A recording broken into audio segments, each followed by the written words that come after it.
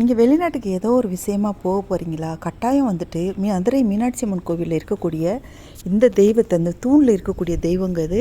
நீங்கள் மீனாட்சி அம்மன் கோயிலில் போய் தரிசனம் பண்ணிட்டு போனீங்க அப்படின்னு சொன்னால், கட்டாயம் வந்துட்டு நீங்கள் எப்படி வெளிநாடு போகிறீங்களோ அதை விட பல மடங்கு உங்கள் வாழ்க்கையில் உயர்ந்து நல்ல நிலைமையில் பதவி உயர்வு பெற்று இன்னும் நல்ல நிலைமையில் நீங்கள் திரும்பி வருவீங்க.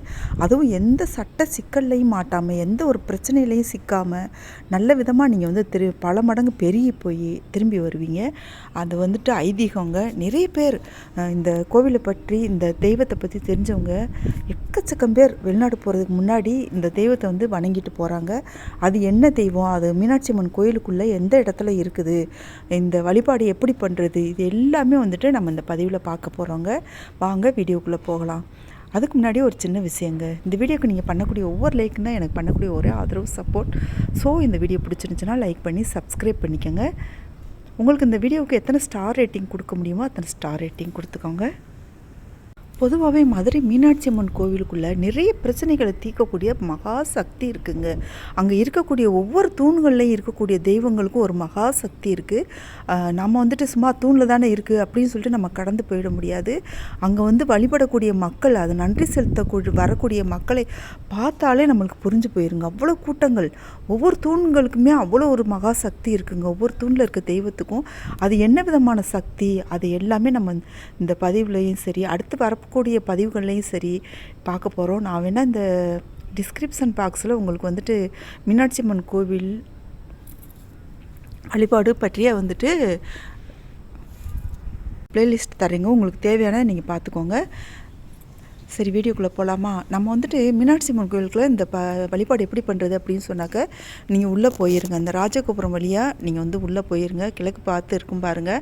நீங்கள் மற்ற எல்லா வழிகள் வழியாகவும் நீங்கள் தாராளமாக போகலாம். ஆனால் இங்கே இப்போ நம்ம முதல்ல என்ன பண்ண போகிறோம் அப்படின்னு சொன்னால், முதல்ல உள்ளே நுழையும் போதே ஒரு விநாயகரும் முருகனும் இருக்காங்க.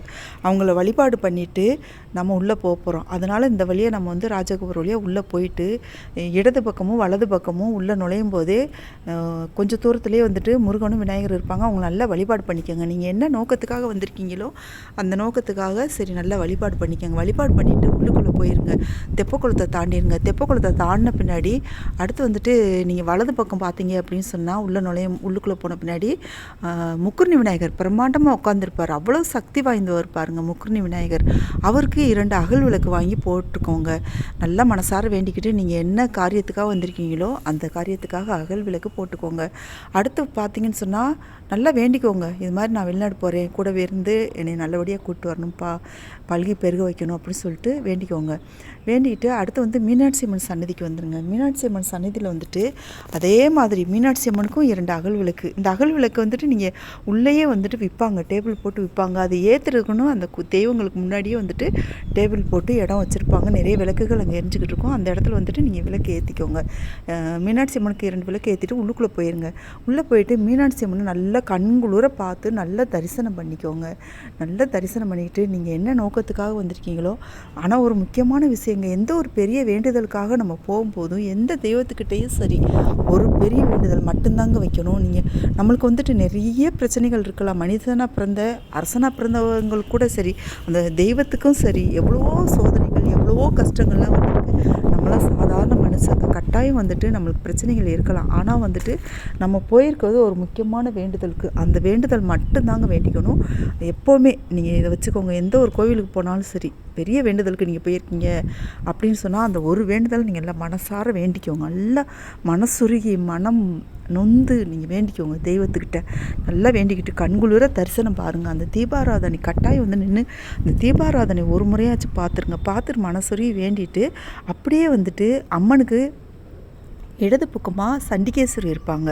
அவங்க வந்து தியானத்தில் இருப்பாங்க. இப்போல்லாம் நிறைய பேர் புரிஞ்சுக்கிட்டாங்க, போய் கை தட்டுறது கிடையாது. முன்னாடிலாம் பார்த்திங்கன்னா டப்பு டப்புன்னு கை தட்டுவாங்க. அவங்கள வந்துட்டு கோபப்படுத்துகிற செயல் அது வந்துட்டு கை தட்டி நம்ம வந்துட்டு நமஸ்காரம் பண்ணுறது. நீ சும்மா நமஸ்காரம் பண்ணிவிட்டு அவங்க நல்லா வணங்கிட்டு அப்படியே வந்துடணுங்க. இப்போ நிறைய பேர் பார்த்திங்கன்னா அது மாதிரி தான் வணங்கிட்டு வெளியில் வர்றாங்க.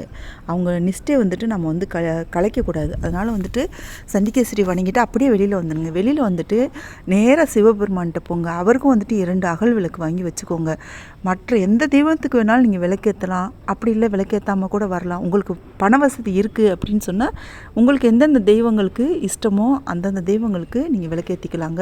ஆனால் கட்டாயம் நீங்கள் பெரிய வேண்டுதலுக்கு போகிறீங்க அப்படின்னு சொன்னால் முக்குருணி விநாயகருக்கும் இந்த மீனாட்சி அம்மனுக்கும் வந்துட்டு விளக்கு கட்டாயம் ஏற்றணுங்க. அடுத்து சிவபெருமானுக்கும் ஏற்றணும். சிவபெருமானுக்கும் 2 அகல் விளக்கு வாங்கி ஏற்றிட்டு தெய்வத்தை முன்னாடியே அந்த ஏற்றுற இடம் இருக்கும், விளக்கேற்றுற இடம் ஏற்றிட்டு நீங்கள் போய் வரிசையில் நின்று சாமியை கும்பிட்டுக்கோங்க. அவர்கிட்டையும் போயிட்டு நீங்கள் என்ன கோரிக்கைக்காக வந்திருக்கீங்களோ அது நல்லா மனசுருக்கி வேண்டிக்கோங்க. அப்பா கடவுளே, நான் போயிட்டு பத்திரமா வரணும், என்னோடய குடும்பம் வந்து பல்கி பெருகணும், நல்ல நிலைமையில் நாங்கள் திரும்பி வரணும் அப்படின்னு சொல்லி வேண்டிக்கோங்க. வேண்டிக்கிட்டு அதே மாதிரி நீங்கள் வெளியில் வந்துடுங்க. சண்டிகேஸ்வரரையும் அதே மாதிரி அமைதியான முறையில் நமஸ்காரம் பண்ணிவிட்டு நீங்கள் அப்படியே சிவபெருமானை சுற்றுனீங்க அப்படின்னு சொன்னால் நிறைய தெய்வங்கள் இருக்குங்க.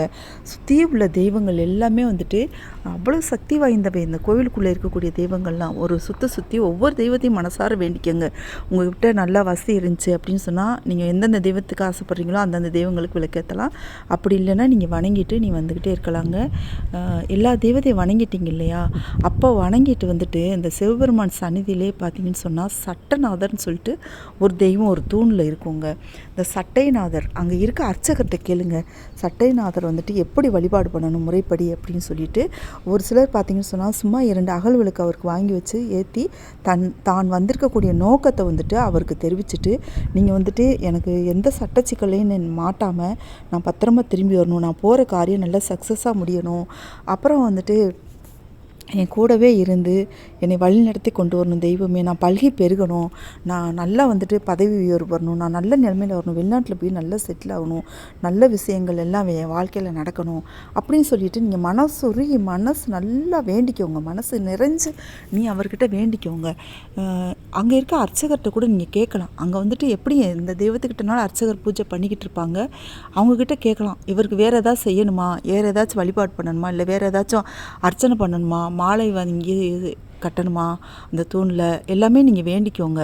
வேண்டிக்கிட்டு கேட்டுக்கிட்டு அவங்க என்ன சொல்கிறாங்களோ அந்த மாதிரி வந்துட்டு நீங்கள் மனசார வேண்டிக்கோங்க, செஞ்சுக்கோங்க. உங்களால் முடிஞ்சு அப்படின்னு சொன்னால் செய்யலாம். அப்படி இல்லை அப்படின்னு சொன்னால் உங்களுக்கு பண வசதியே இல்லைங்க, நான் வந்துட்டு ரொம்ப கஷ்டப்படுற சூழ்நிலை இருக்கேன், இப்போ நீ வெளிநாடு போனால் தான் நான் வந்துட்டு வசதியாக வர முடியும் அப்படின்னு நீங்கள் நினச்சிங்க அப்படின்னு சொன்னால் ஒன்றுமே பிரச்சனை இல்லை. அவருக்கு வந்துட்டு 2 அகல் விளக்கு வாங்கி வச்சு மனசார வேண்டிக்கிட்டு நல்லா வேண்டிக்கோங்க. வேண்டிக்கிட்டு அப்படியே வந்துட்டு கொஞ்ச நேரம் வந்து நீங்கள் உட்காந்துக்கோங்க.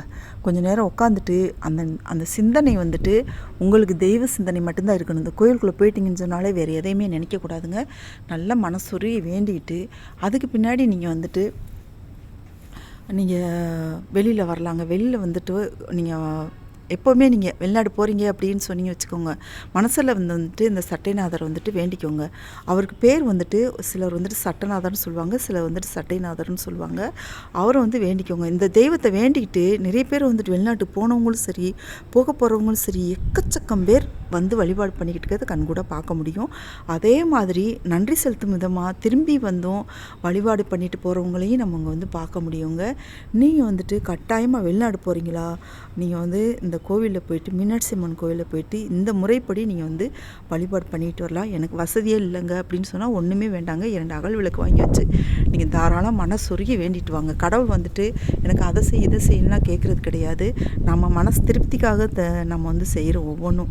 ஆனால் விளக்கு வந்து கட்டாயம் ஏற்றணுங்க. எந்த ஒரு சந்நிதிக்கு போனாலும் விளக்கேற்றி வழிபாடு பண்ணக்கூடியதுக்கு அதுக்கு மகா சக்தி இருக்குங்க. ஒவ்வொரு கோவிலையும் நம்ம விளக்கேற்றி வழிபாடு பண்ணிட்டு வாங்களேன், அவ்வளவு சக்தி இருக்குது அந்த விளக்கேற்றுவதற்கு. அந்த தீபச்சுடர் அதுக்கு வந்துட்டு நம்ம பெரும் புண்ணியம் பெரும் பாக்கியம் செஞ்சுருக்கணும். அப்போ தான் வந்துட்டு அந்த கோவில் சந்நிதியில் போய் நம்மளுக்கு விளக்கேற்றுறதுக்கே வந்துட்டு வாய்ப்பு கிடைக்கும். நம்மளாக உருவாக்கிக்கிறது கிடையாது. தெய்வமாக நம்மளை வந்துட்டு இந்த ஜென்மாவில் இந்த நிமிஷத்தில் இந்த நொடியில் இந்த காரியத்தை நம்மளுக்கு வந்து செய்கிறான் அப்படின்னு சொல்லிட்டு தெய்வமே வேண்டிக்கிறது. நம்மளுக்கு தேவைக்காக தான் நம்ம வந்து தெய்வத்திட்ட போகிறோம்.